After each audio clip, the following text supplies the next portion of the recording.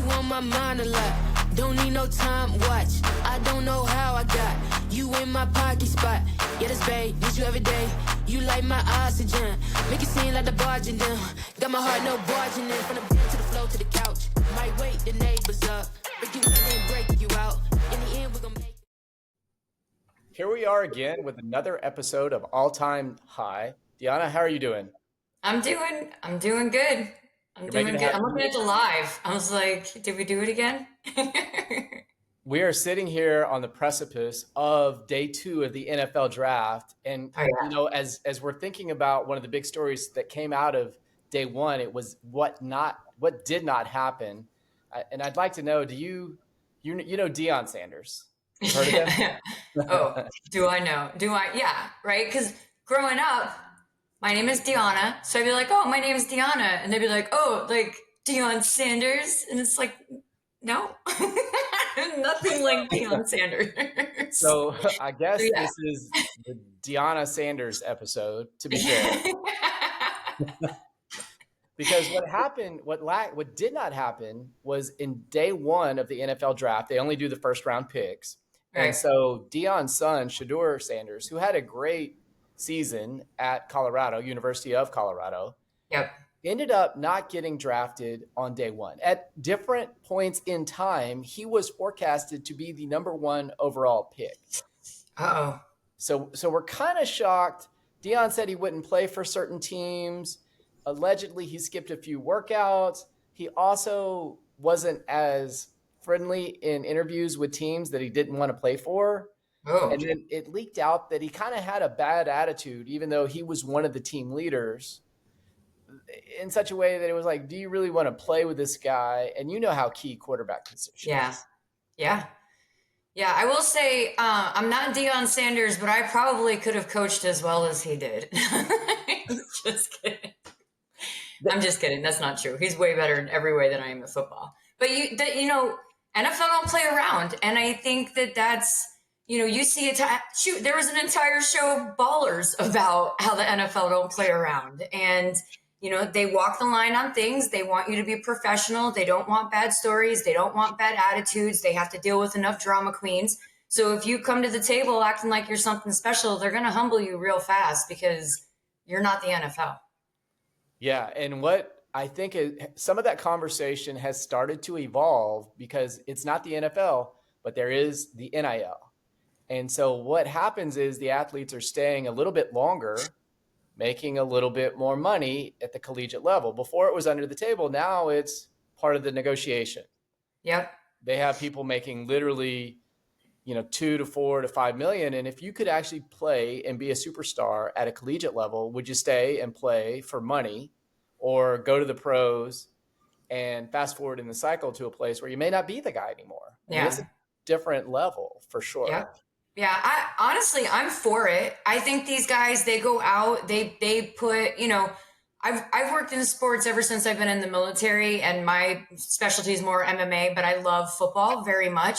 And to get to that level, the amount of discipline, the money, the strength, the pain, the tears, the frustration, like you are literally dedicating your life, and to have to give up so much for so little, like if they can get paid, good for them.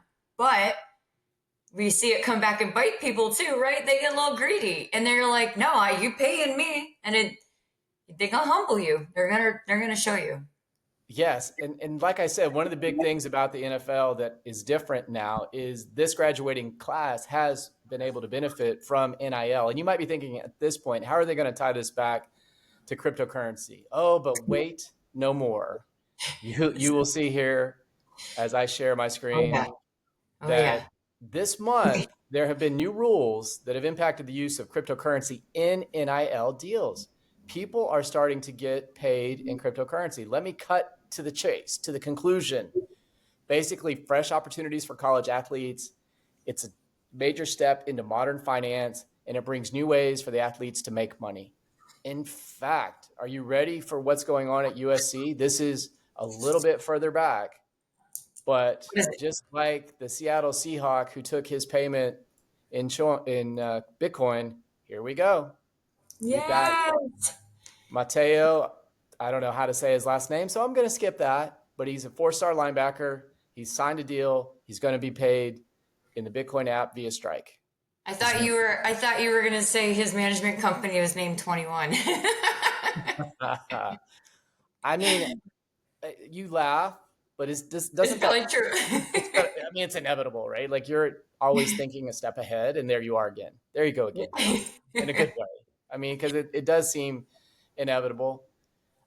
Who knows? You know, I mean, you've seen stuff like this happen for a long time ago, like Bobby Benet. You know Bobby Benet Day for the Mets. Oh, Bobby Bonilla. Yeah. Oh, Bonilla. There you go. I don't know why I thought Benet. I was thinking maybe of a dessert Benet. I don't know, but Bobby Bonilla Day, and yes. he, you know, what was it during the Bernie Madoff thing that they, instead of paying him, they took a deferred payment. They took that money, invested it with Bernie Madoff. It was supposed to have paid out the difference. They ended up losing it all, and it became like one of the most expensive contracts ever in NFL history.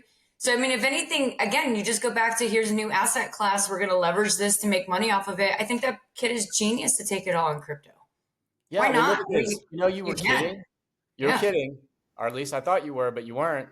Like, look at what it says. The campaign was facilitated by House of Victory, which is the USC NIL collection, and the CEO and founder of Strike. Oh, you might have seen this guy in a previous episode, Jack Mallers. He made a statement regarding him making a deal. He spoke about him being able to set an example and inspire others to do the same.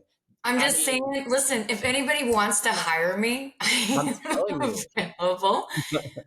You just see it all coming together. It is happening right before our very eyes. There was one other thing I wanted to show, and that is, too, if you were looking at a speculative point of view, you could participate in this via a coin, an ERC20 token that is out there. I don't know anything about this, but I'm going to share with you the place on CoinMarketCap where you can find out more details. That means do your own research. It's called NIL Coin, and here are the details. I don't want to read it to you, but its primary focus is to reward college athletes with a large social media presence in exchange for promoting products and services. So, wow. And there's the company that they're launching in partnership with. I dare say to go check the website, and there's NFTlocker.io. I mean, you can imagine, just like trading cards where NFT images of players or athletes that are on the blockchain, authenticated and uniquely non-fungible, will become valuable over time. Yeah. Or maybe not. I mean, you never know. Do your own research. Yeah. Pretty incredible. I think so. You know, and there's just more fun things you can do with NFT collectibles. For example, I worked with Axiom Space, which minted the first NFT from the International Space Station, and we did not get permission to do certain things from NASA, to go through government and get all these rules and stuff. But one of the things that, even though we couldn't specifically put the NFT itself as part of the video, we were able to put an embed within the NFT so that there's like little Easter eggs inside. So you might get like the recording or the video of it, so I mean, it's fun. They can be fun. I can see this next generation's attraction to it. So I'm glad. I love seeing sports do it. I do think it's interesting they're coming up with their own, because like the NFL's already had an NFT, ecosystem for quite a while, and as well as some of the other sports. So we'll see how they do with coming up with their own ecosystem for it. But, ERC20 is just Ethereum. It is just Ethereum. It's not a stable coin. So like how, so it'll be interesting to see. So what's your take on Ethereum these days? We've got a situation, and I'm shifting gears a little bit off the NIL topic that we started with, but you brought up ERC20, which means that the coin is issued on Ethereum blockchain. Is that fair? Correct. Is that right? Yep. So Ethereum struggled a little bit. I mean, we had a point in time where Bitcoin was roughly 50% of the market cap. Now it's 63% of the market cap of the crypto space, in large part because Ethereum has fallen off from highs around $4,000 down to levels at $1,600, $1,700. Yeah. There's talk that Ethereum, which is the number 2 overall coin, it faces an uncertain future. They're kind of at this, not to quote Robert Frost, but two roads diverged in a wood. Which one do you think they're going to take? Not financially. Are we saying it's going to die? It was nice, Ethereum, but here's your path. enjoy it. All right, let's do what we do. So you can pick either side. All right. Flip a I would coin. go, no, I don't. I mean, Ethereum might have lived its use already. It was, it was the first altcoin. So essentially, Ethereum's use case was allowing people to build coins on top of Ethereum. There's no true store of value other than like being able to maybe do a digital asset, but there's faster chains, there's easier chains, there's chains with cheaper transactions. Ethereum just had the biggest foothold. You only see the last few. Hold on. Yeah. Foothold? No. They had the biggest regulatory free pass ever known. And candidly, they've squandered it. Yeah. They had the last administration on their own. They had a free run. Free reign. They were designated not a security, not a commodity. Like they were up there with Bitcoin because of the speech that Bill Hinman gave. There was ETHgate, where all the nefarious things that were going on kind of got exposed. Vitalik, they had all the developers working on it. And then Vitalik got a little crazy. I don't know. Vitalik's maybe too much of a truth teller. Have you noticed that? Oh, yeah. Yeah. Well, some people don't have the ability to not say what's on their mind. I hate to point out most men out there. No, I'm just kidding. But oh, wow. Didn't know we were going there, but no, we're not. All the men will be hating on me and be like, what? No, but some people just don't, and when you get an eccentric person and their mind operates in a different way, which obviously his does with the intelligence that he may not just have that skill. So you're getting the truth.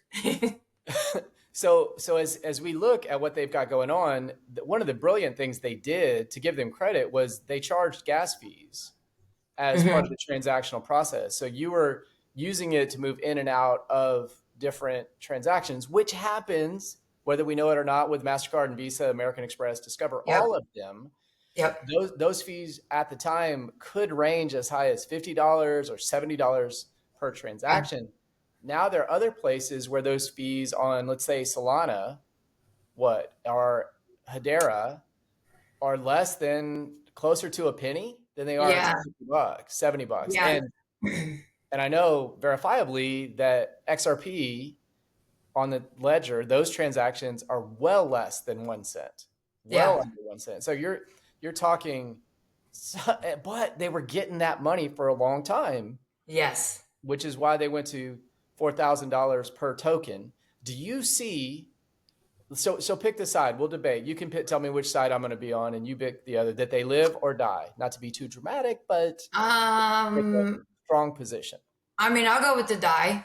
I like that side. Not that I want death to Ethereum, but tell me why they're going to zero, even though FTX is still around, the coin there. How is Ethereum going to fade into? They're going to zero for when they don't have their gas fees in check yet. I remember back in the day when I wanted to send $50 in Ethereum, and you had to have $300 in Ethereum to send $50. It was like, wait, what? So the gas fees can get out of control sometimes. And if you want to mint a collection, imagine the gas fees that go along with that. Then you have the gas fees every time you want to transfer from one person to another. So you're just compounding these fees over and over and over again.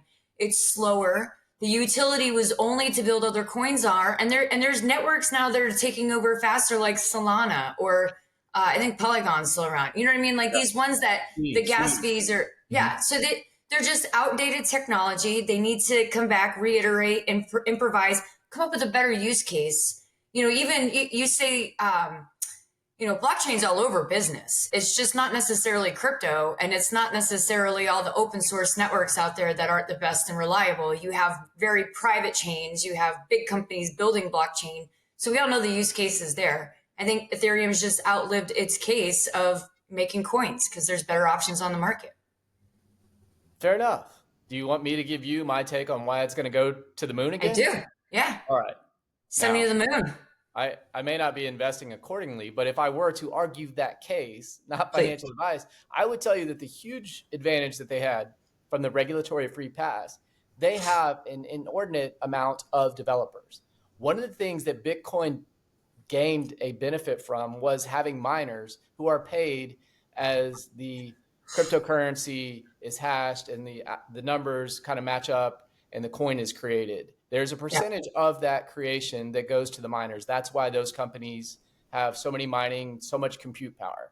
And what we have with Ethereum is developer power, which means as soon as the use case comes into place, because they were getting paid on those gas fees, there are so many more developers in Ethereum than there are anywhere else in the world, because Bitcoin doesn't really have per se developers. They have miners more so. Not that there aren't a few developers out there, but they realize that the transaction per second for Bitcoin is different. The transaction per second for Ethereum isn't up to speed. And I mean, the technological game is a very fast one. But if you were to ask me, how could I get there faster? It'd be with more developers. The other thing you want to have is a good, if you will, social network. Not like Facebook, the movie, but the concept applies. People do know Ethereum. They do have an integration with Chrome via MetaMask that a lot of people have utilized successfully. And so at the point that people who maybe were in this in 2021 buying NFTs now start to deal with other aspects of cryptocurrency, it's going to be much more natural. It'll be much easier for them to go back to the comfortable place of Ethereum and MetaMask and ERC. And I will tell you that had they been able to fully capture the regulatory advantage that they had, they would have started issuing all the coins on ERC20. So every time you see ERC20, think of Ethereum as being the bank there. So even though they have lost that regulatory advantage, they have a structural advantage. They have developers and they have the ability to issue other coins on their network that then create secondary opportunities to make money. I think that comeback could be inevitable.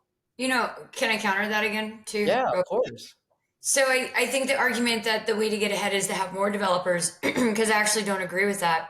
Okay. When you start compounding effort and you start, you get this hierarchy, you actually get people, the more people you get together, the less productive they get, believe it or not. And then you start getting this bureaucracy that comes along with it. Yeah. But Ethereum was supposed to release Ethereum 2.0, and that was a big flop, right? And I mean, but you had all these developers, you had all this money, you had all this time, and you didn't deliver. So, everything has its time and place. I think Ethereum came, it had its time, it served its place, and now there's just better options on the market, and it's gonna slowly die. Yeah, technology is a tough game. They did have, I think they called it the merge, the purge, the splurge. I mean, they had all these rhyming conventions that were the concept in terms of how they were going to get there. But now, it's not necessarily made those changes effectively and efficiently. And if anything, those same developers, oh my gosh, you've persuaded me, Dionna, are probably making less money now because they're not making $50 per transaction. Yeah. So developers are going to go where the money is. And I think today, oh my gosh, you have totally flipped my script. Woo. Oh, gosh, you won this debate. Sorry, Ethereum. We're rooting for you, though. No, we want it to do well. There's room enough for enough ecosystems to win. But as you look at it, as it's going in that downward spiral, the less money that developers make when compared to what they once made. And the idea that AI, which you well know, there are great apps out there like Replit that can take what it is that is existing and create a carbon copy of it rather quickly. Yeah. Yeah. Technology is a cutthroat industry, and AI and crypto move the fastest of any tech I've ever worked in. So if you get your lead, you better get it, you better stay on it, and then you better figure out how to get it again, because it's leapfrog all the way. Which actually, I will say, in the utility space that I keep looking for, wanting, dreaming about, like that's where I know that this thing can go to reach all-time highs that are closer to 10 trillion than the 3 trillion that we're at right now. Yeah. I think it involves some of those existing technology companies that made it through. Like as soon as you hear that Amazon or Apple are starting to use a particular cryptocurrency transactionally, we will have arrived, because that is one of the great levels that you have to cross over. The other side of it would be governments. Yeah. Well, I mean, in all fairness, Meta tried to, and the government put the squash. They were going to come up with Metacoin, and it would have challenged the dollar. Yeah. No, the US was like, no. No, he was so right. I mean, Zuckerberg was. That's who I'm talking about. You know what he's changed his interest to more recently? No. MMA. Yeah. And look, he's getting really good at doing what he says he's going to do, right? I mean, he had that thing in front of congressional testimony. I think he had the infrastructure to be able to do it because everybody had it on their phone. Yeah. He's working on, you ready for it? The glasses. Oh, yeah. He didn't like the fact that Apple had the phone and he always had to work through their platform, through their hardware. So he sees, and you know what? We're in a world where the phone is still the center of our universe. It's true. There are more phones than people, and every person has at least one phone in this world. Yeah. At some point, I don't know when it's going to happen. It may be 5 years. It might be 10 years. It might be because of AI, but somehow, some way, we're going to evolve into a different space. I don't think it's going to be the full-on headset, right? But if you could like run stuff through here with glasses, and these are not Facebook Meta glasses, but that could change a lot for a lot of people. Yeah, huge. Yeah, totally agree. Yeah. Coming soon to a theater near you. That's Until right. then, go ahead. Until then, like and subscribe and hit the little button down there and share so that everybody knows how knowledgeable we are in sports. In sports, NFL, to NIL, and everything in between. And I'm going to make a quick prediction. One of the teams Shadur Sanders, they thought he wasn't going to go to, that he didn't want to play for, was the Cleveland Browns. So going into, and the draft hasn't occurred yet today, this episode may air after the fact, I believe he's going to end up exactly where it was that he didn't want to go, just a round later and millions of dollars cheaper. Karma's a tough karma. one. Are you putting a bet on it? What are you going to do? Are you going to entertain all of our audience if you lose, Jim? If I lose, I don't know. I'd offer to cut my hair or shit, but no, we're not doing that. I'm not that good. I mean, let's say that later. Most of my sports predictions are not as good because I'm kind of rooting for the underdog. In most cases, I'm rooting for the Cleveland Browns here because it would really be great if they had a good quarterback. But in the world of utility and finances, that's where you want to make the bets. Yeah. Not mine, but do your own research. That's right. Do your own research. That's right. That's All right. right. Until next time, we'll see you later. Bye. You on my mind a lot. Don't need no time watch. I don't know how I got you in my